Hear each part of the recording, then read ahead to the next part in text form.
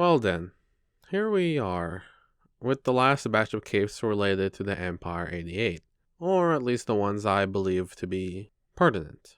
Anyway, Fenrir's Chosen is the other Empire splinter group formed from one of its former lieutenants, Hookwolf. I did not mention the Ideology of Purity's splinter group, since it was basically the Empire 88, but ever so slightly less extreme and smaller in scope, whatever all that's worth. The Chosen also continued the legacy of the Empire 88's Nazi ideology with an extra layer added on top. Said layer being Hookwolf's notion of superior Aryan warriors. The latter made Hookwolf's group relatively selective in their recruitment and training, only initiating members they found to be better or having the potential to be better than any other mercenary, gang member, or cop in the city. In what way better, one may ask? Well, I suppose that was just really up to them and dependent upon the given recruit. With that tidbit out of the way, let's move on to the capes. There are a lot of them, so I won't name all of them this time, but know that there will be 7. Starting with the leader, Hookwolf is a changer and a brute. The simple description of his power is the ability to transform into a shifting mass of weapons, such as blades and hooks. Though, as we'll learn, it is not quite that simple or constrained. As one can plainly tell, the latter is where he gets his changer classification from, and subsequently, while transformed, he is a formidable brute. Though, even while not transformed, he is still a brute, not so much in the combat sense, but in a durability sense. To make sense of that, I suppose I'll get to explaining how his power actually works. To begin, Hookwolf has what can be described as a core in which his metal sprouts from, with said metal needing some notable enough degree of energy to be generated and moved. With that information in mind, when I stated that he was still a brute, even while still in human form, it was because he could pull out a little metal from his core to encase all his muscles, thus making him a notable degree more durable while not needing to fully commit to transforming. And I guess now that I think about it, his physical attacks probably would hurt more, with the metal and all that, though I wouldn't know how much more. Evidently, that was not the extent of his powers, so let's move on to the finer or greater details of his changer form. A good place to start is the process of his transformation. For lack of a better description, if Hookwolf wants to transform, he needs to swap his flesh with metal. As he extends metal out from his core, his flesh is retracted into said core in exchange. Based on the information I was able to find, I can infer that as long as his flesh remains in his metal core, as long as he is not out of energy, and as long as said core is presumably not detached from his body and or damaged, Hookwolf can sustain most otherwise fatal/grave injuries. In fact, in one instance he was cut in half and was able to revert to his human form using the top half. Another detail to consider is that past a certain point of his transformation he becomes unable to talk. No, he is able to selectively bring back portions of his flesh/retract metal back into his core. Why would he do that? Well, besides being able to talk again, as previously stated, his power does require some degree of energy, enough that it's worth keeping tabs on while in prolonged combat. Considering that, it was fortunate that he could recycle his own metal to recoup some of the energy he had expended. Focusing more on the detail more immediately concerning combat, it is worth mentioning that while everything else may become metal due to his transformation, his eyes remain flesh and blood, since he still needed to see. While that is a vulnerability, they are protected by a constantly shifting screen of small blades that move faster than a blink of an eye. But as an asterisk to that may only apply to forms that have a more obvious head or place to put the eyes.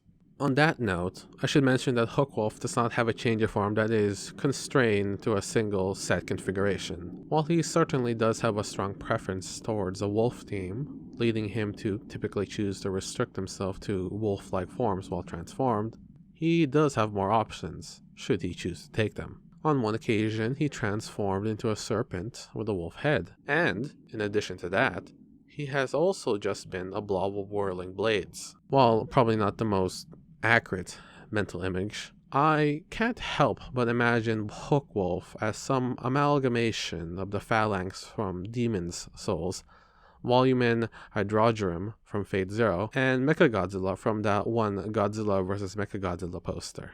Anyway, with that odd, to say the least non sequitur, let's go to Menja. In terms of her power, it is identical to her sister, Fenrir. Call it a little lazy, but I won't parrot the same information from part 1 here. All I'll add is that instead of using a sword and shield, she used a spear. Though, she did later on use a shield with her spear. Okay then. Cricket is a thinker and a shaker. From what I was able to discern, the thinker aspect is derived from her insane reflexes. Insane enough where she could dodge bullets. Not in a Matrix way, but more so along the lines of being able to anticipate the bullet trajectory and quickly reacting. Her shaker power helps a lot in that regard. Said power is sound manipulation, allowing her to have a form of echolocation, plus the ability to hear subsonic and high-frequency sound very well. All the latter being factors that give her that capability of potentially dodging bullets. Past all that, she can influence sound enough to induce nausea onto people and put animals, or at least insects, into disarray. How far she could really push the latter is unknown. One thing that is known is that she cannot use multiple power sub-effects. She cannot induce nausea and use echolocation at the same time. That is all there is really to be said about her power, but one interesting power interaction to mention is Cricket's ability to counter Shadowbird's power by generating sound waves that nullify the vibrations Shadowbird generates to use her power. Though, Cricket does require a lot of focus to do that. Outside of her power, there are a few other things that I think would be important to know about her. She, interestingly enough, uses 2 kamas, or however you pronounce that, 2 Japanese weapons, which is, like I said, interesting given her affiliation. Besides that, she also uses an artificial larynx to talk, though she could speak without it, with effort, and even then it sounded strangled. Moving on to Stormtiger, he is a shaker and kind of a mover. Focusing first on his shaker classification, he is an aerokinetic, or I guess in more layman terms, he manipulates air. One of the more notable ways he used the latter is compressing air into claw-shaped constructs around his hands that could also be detonated. Said claws got denser and harder with every second more air is put into them. As such, their explosive force is also increased. Though, I will mention that Stormtiger can emit less intense blasts of air without the need to shape and or significantly compress them into a specific form. On the more subtle side of affairs, he had a keener sense of smell, being able to carry scents to his nose. On the more defensive side of things, he could deflect a variety of projectiles by sensing changes in air currents and then adjusting them to his favor. As for him being sort of a mover, he could manipulate the air to allow himself to float, but evidently it was fairly limited. Oh, and as far as I know, it was matter limited. He couldn't manipulate air within someone's living body. Next, we have Othala, a striker and a trump. Her ability is granting other people powers, with the requirement that she had to physically touch them. Said powers could be any of the following, and more. As you can see, there is a lot to choose from. Her power is good, great even, very versatile. But in exchange for that versatility, there is a number of drawbacks. 1. Othala could not grant powers to herself. 2. Said powers are limited and basic in comparison to actual parahuman powers. As an example, when granting regeneration to a wounded ally, it did shorten the time needed to heal, but it still took an extended amount of time, weeks. More so, the regeneration was not uniform. The same mentioned ally required more time to heal their knee compared to other parts of their body. Though, while we didn't know the limitations, when she granted someone invincibility, the recipient was able to tank a hit from Leviathan. So, there is that. Regardless. 3. She could not stack powers. She could only grant one power at a time to one person. 4. The powers she gives have limited duration. Each power has their own time limit, but as a general rule, the more reality-bending/breaking they are, the less their duration is. Though, to be somewhat more specific, one can expect the power to more or less last between 30 seconds to 2 minutes. As such, to refer back to that regeneration power once again, it took multiple applications every night to have any sort of effect that was meaningful in the long term, at least when it comes to more significant injuries. For this last drawback, I will mention that it's based on a copied version of Othala's regeneration power, and that it may only apply to that version of that power. With that out of the way, it seems like the regeneration needs conscious effort by the recipient for it to take effect. More so, based on one line, I can only assume that the regeneration effect may diminish in effectiveness over its duration. All that out of the way, let's move on to Rune. She is a shaker and a striker. Both classifications are derived from her ability to attune herself to an object via touch, which then allows her to telekinetically manipulate said object. As always, that's the simple description. There is a number of other details to consider. For one, the time it takes for her to attune to an object could take mere moments to seconds. Depending on the object, it can take up to 30 seconds, perhaps even more. More so, from what I was able to discover, she also needed to trace a signature/symbol onto the things she wanted to manipulate, with said signature seemingly being both something visible and invisible/metaphorical. I suppose it depends on the situation and perhaps even the object. Regarding her capabilities, the size of what objects she could manipulate ranged from something as small as a scarf, maybe even smaller, to things the size of garbage trucks and fire trucks. When it comes to more general mechanics, objects of similar mass and or size are easier to manipulate and coordinate in relation to each other. In terms of how many objects she could manipulate, she could use 2 objects and still be able to optimally do other things such as defend herself, maneuver herself, and other such things. However, if she tried hard enough and diverted more focus, she could manipulate up to 4 objects, maybe even more, but with each additional object after 2, she increasingly lost her ability to do other things. I will note that I am uncertain on which power detail takes priority. Is what being used matter more than how many things are used? I don't know, but in my own personal view, and I guess judgment, probably the latter. Well, perhaps not the best analogy, it reminds me of juggling. Rune can only juggle 4 objects at a time, max, generally, regardless of what those objects are. However, what the objects are will still influence how much additional effort and finesse she will need on top of the effort and finesse she is already using. If she was using, let's say, 3 manhole covers, she only needs to think about how to use 3 manhole covers. Sure, 3 objects at a time will still be difficult, but if she was using a scarf, a chunk of asphalt, and I don't know, a golf ball instead, she would need to keep track of all the ladder's properties in addition to the extra effort she is already exerting. At least, that's how I justify my reasoning. I admit, I could be a smooth brain and be completely mischaracterizing the limits of her power. I hope that all made sense.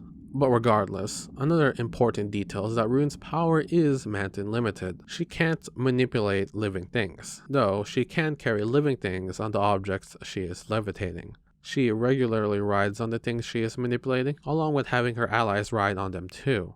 There isn't a solid weight limit on what her powers can and cannot lift, but from limited frames of reference, I do have some idea of a range. Rune could carry the weight of a 12 feet tall Menja on a fire truck sized object, but could not carry the weight of one of Bitch's transformed dogs on a garbage truck sized object. Bear in mind that range, if you want to call it that, I'll call it that for convenience sake, does not take into account how many objects she may have been using, what other objects she may have been using, nor what her exact mental/physical state was at the time. So, take all that as you will. As a last side note, with all that information in mind, you could view her as some semblance of a pseudo-mover. On to our last parahuman, Victor. He is a thinker and a shaker. As far as powers go, his isn't the flashiest, but it is nevertheless one of those powers that are still terrifying, but in a more visceral way. He is a skill thief, a person with the ability to absorb the skills, talents, and expertise of anyone in proximity to him. He does not necessarily put the fear in you due to his physical ability to harm you, but through his ability to mentally harm you, to give you the potential experience of having something you've spent years cultivating and perfecting be put back to square one. Or at least that's how I see it. That said, Victor is perfectly capable of enacting physical harm. After all, looking at the following list, He has lived long enough to learn and or steal whatever he generally needs for a multitude of situations, especially since whatever he steals is retained forever. From what I was able to determine, he does not suffer from a deterioration of anything he acquires. Thus, he does not seem to need to worry about reacquiring a given skill once he has taken it, which is good. The things he took did have some sort of time limit, but can only imagine how much time it would potentially take to get back all the skills on this list. Doubly so when considering this is probably just a fraction of what he has stolen, not mentioning the more esoteric and rare skills he may have acquired. Though, with all this talk about skill stealing, how does the stealing process even work? Well, it depends. In terms of how fast he absorbs someone's expertise, it looks to be a case of there being a list of things that help in making the process faster. From what I was able to gather, general proximity is the least he could do, but past that he could speed up the process through physical contact, eye contact, and if I was reading it right, him actively using the power he's in the process of taking, or alternatively, maybe the person he's stealing from actively using their skill. I wasn't too sure about that. I'll exposit a bit more about the following in the next part, but how much he is planning to take also factors in. That said, on the victim side of things, it is not quite all that bad. While it will always be not the most pleasant of experiences, there is still some degree of hope. Victims of Victor's power can potentially get some, if not all, of what has been taken from them back. Unfortunately, there is not a clear time frame of when they could get their capabilities back. It could take weeks, months, or even years. Additionally, what is taken may vary. For example, the ability to dance consists of a multitude of other things that culminate to create a good dancer. So, when Victor drains the dancer, it could be him draining multiple things, leading to said dancer just being overall worse at everything relating to their dancing ability. Alternatively, if Victor drains deeper and took the metaphorical essence of the dancer, he may take something more essential to what makes the dancer a good dancer, whatever that means.